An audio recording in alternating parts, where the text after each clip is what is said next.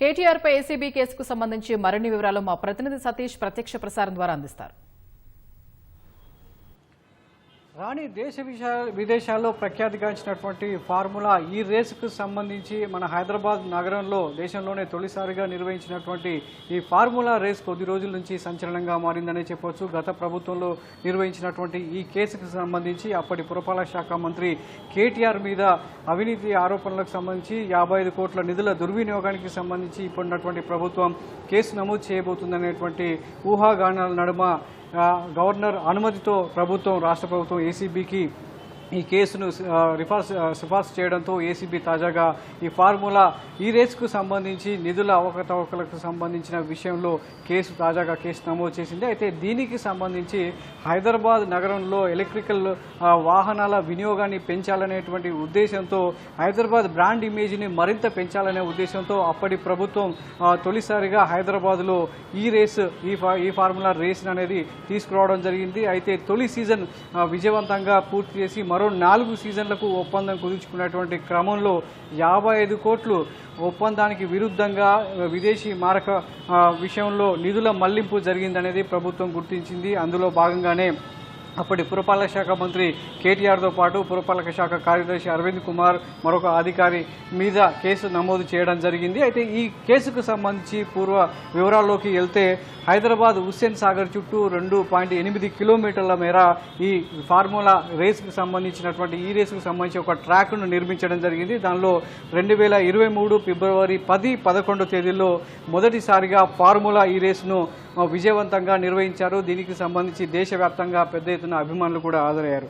అది విజయవంతం కావడంతో 2024 ఫిబ్రవరి 10న మరోసారి నిర్వహించాలని భావించినప్పటికీ అప్పటికి 2020 డిసెంబర్లో రాష్ట్ర ప్రభుత్వం మారింది. సర్కారు మారడంతో దానికి సంబంధించినటువంటి గత ప్రభుత్వంలో వేసినటువంటి అంచనాలన్నీ కూడా తారుమారయ్యాయి. అదేవిధంగా ఒప్పందంలో పేర్కొన్నటువంటి అంశాలను పాటించకపోవడంతో అప్పుడున్నటువంటి రేస్ నుంచి తప్పుకున్నట్లుగా అదే నెలలో ఫార్ములా ఈ ఆపరేషన్స్ అనేది ప్రకటించింది. సో దాంతో 9వ సెషన్ తర్వాత 10వ సెషన్ జరగాల్సి ఉండగా ఆ సెషన్ పూర్తిగా రద్దయింది.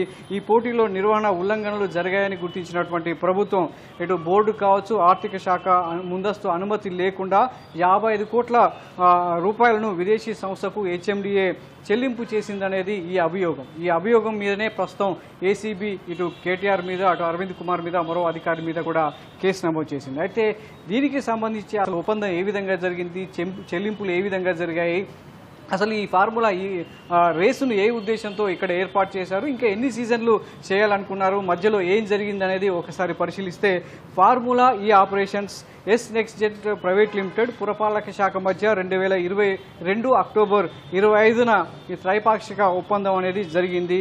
దీనిలో భాగంగా 9, 10, 11, 12 ఈ 4 సీజన్లకు సంబంధించి కారు రేసు ఈ ఫార్ములా రేసు నిర్వహించాలనేది ఒప్పందం. సో ఇందులో భాగంగా 9వ సీజన్కి సంబంధించినటువంటి రేసును ఫిబ్రవరిలో 10, 11వ తేదీలో నెక్లెస్ రోడ్లో ఉన్నటువంటి అంటే దీనికి సంబంధించి ఏదైతే ఎన్టీఆర్ ఘాట్ మీదుగా ఇటు ఐమాక్స్ కూడలి మొత్తం అన్ని వైపులా ఎక్కువగా మూల మలుపులు ఉండేటువంటి ప్రాంతం కావడంతో ఆ ప్రాంతాన్ని ఎంపిక చేసుకుని సర్క్యూట్ను తయారు చేశారు. అందులో విజయవంతంగా మొదటిసారిగా ఫార్ములా 1 రేసును పూర్తి చేయడం జరిగింది. దీనికి సంబంధించి అప్పటి పురపాలక శాఖ మంత్రి ఆమోదంతో ఒప్పందం కుదిర్చింది. శాఖ అధిపతిగా అరవింద్ కుమార్, కార్యదర్శి ఎవరైతే ఉన్నారో అరవింద్ కుమార్ ఎంఓయూ ఒప్పందం చేసుకోవడం జరిగింది. ప్రతి సీజన్లో పెట్టుబడి పెడతామన్నటువంటి ప్రమోటర్ తొలి సీజన్లోనే తనకు వచ్చినటువంటి నష్టాన్ని అంచనా వేసుకొని ఈ మళ్ళీ 10వ సీజన్కు తాను తప్పుకున్నట్లుగా పురపాలక శాఖకు లేఖ రాయడం జరిగింది. అప్పుడే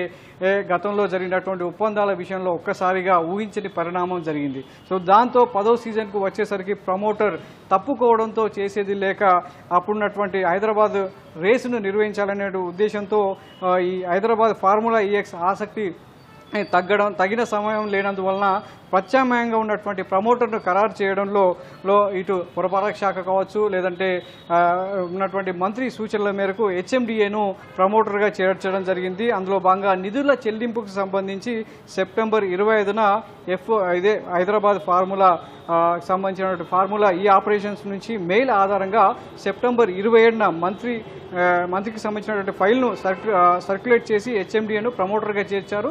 అదేవిధంగా హైదరాబాద్ నగరాన్ని కూడా ఆతిథ్య నగరంగా చేర్చడం జరిగింది. తర్వాత ప్రమోటర్తో కుదిర్చినటువంటి ఒప్పందం రద్దు చేసుకున్నట్లుగా కూడా పేర్కొనడం జరిగింది. దీంతో త్రైపాక్షిక ఒప్పందం కాస్త కేవలం ఫార్ములా ఈ ఆపరేషన్స్ హెచ్ఎండిఏ మధ్య ద్వైపాక్షిక ఒప్పందానికి మారింది. దీంతో అక్టోబర్ 5న 3 కోట్లు, అక్టోబర్ 11న 23 కోట్లు, మొత్తం 46 కోట్లను హెచ్ఎండిఏ ఈ ప్రమోటర్కు చెల్లించడం జరిగింది. దీంతో పన్నుల కింద మరో 9 కోట్లను కూడా హెచ్ఎండిఏ చెల్లించడం జరిగింది. అయితే రేస్లో హెచ్ఎండిఏ ప్రమోటర్గా చేరినా అందుకు బోర్డు ఆమోదం తీసుకోలేదనేది ప్రస్తుతం ఉన్నటువంటి ప్రభుత్వం గుర్తించింది. అందులో భాగంగానే దీనికి సంబంధించి సిఎస్ శాంతకుమారి మెమో జారీ చేస్తూ అరవింద్ కుమార్ను ఆ రోజు ఏం జరిగిందనేది కూడా సమగ్ర వివరాలతో కూడినటువంటి నివేదిక కోరింది. అందులో భాగంగానే అరవింద్ కుమార్ ప్రతి అంశాన్ని కూడా తన నివేదికలో తన రిప్లైలో అన్ని వివరాలను చేస్తూ ప్రభుత్వానికి నివేదించడం జరిగింది. ఆ నివేదిక ఆధారంగానే ప్రస్తుతం 55 కోట్లకు సంబంధించి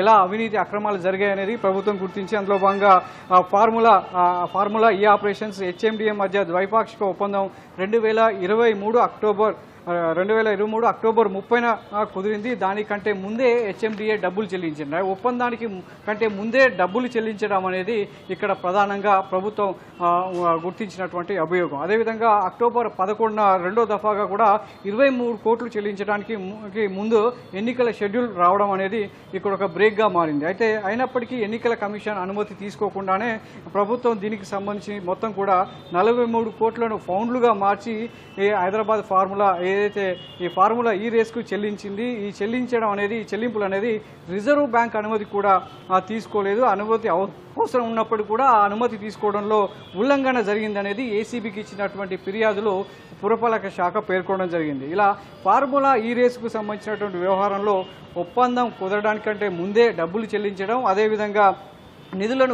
నిబంధనలకు విరుద్ధంగా విదేశీ కరెన్సీ రూపంలో చెల్లించడం అనేది ప్రస్తుతం ఈ అభియోగాల మేరకు ఏసీబీ ఇటు అప్పటి పురపాలక శాఖ మంత్రి కేటీఆర్ మీద 2 అధికారుల మీద కేసు నమోదు చేయడం జరిగింది. మరి ఈ కేసు మీద ఇప్పటికే కేటీఆర్ స్పష్టమైనటువంటి ప్రకటన చేయడం జరిగింది. దీన్ని చర్చ కూడా అసెంబ్లీ సాక్షిగా చర్చ కూడా చేద్దామని ప్రభుత్వాన్ని కూడా పిలవడం జరిగింది. అయితే దీనికి సంబంధించి ప్రభుత్వం ఏసీబీ ఈ 2 మంత్రితో పాటు 2 అధికారుల విచారణలో ఎలాంటి వాస్తవాలు వెలుగు చూస్తాయి, బీఆర్ఎస్ శ్రేణులు ఊహించినట్లుగానే కేటీఆర్ మీద ఈ ఫార్ములా ఈ రేస్కు సంబంధించి కేసు నమోదు కావడం, దీన్ని గత నెల రోజుల నుంచి కూడా చర్చ జరగడం, గవర్నర్ అనుమతితో ఈ కేసును అనేది ఏసీబీకి సిఫార్సు చేయడం అనేది కూడా చాలా వరకు చర్చనీయాంశంగా మారింది. మరి ఈ కేసులో ఏసీబీ ఈ విచారణలో ఎలాంటి విషయాలను వెలుగు చూస్తుంది, నిజంగానే కేటీఆర్ అరెస్ట్ అవుతారా, కేవలం విచారణ మాత్రమే జరుగుతుందా అనేది ప్రస్తుతం ఇంకా చర్చనీయాంశంగా మారింది. ఇది ఈ కేసుకు ఫార్ములా ఈ రేస్కు సంబంధించిన అయితే ప్రస్తుతం జరుగుతున్నటువంటి పరిణామాలు, దానికి సంబంధించినటువంటి పూర్వం ఒప్పందాలు అనేది.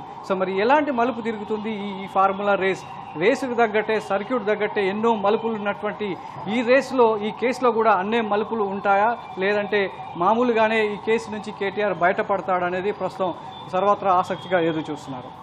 Vote studio. ధన్యవాదాలు సతీష్.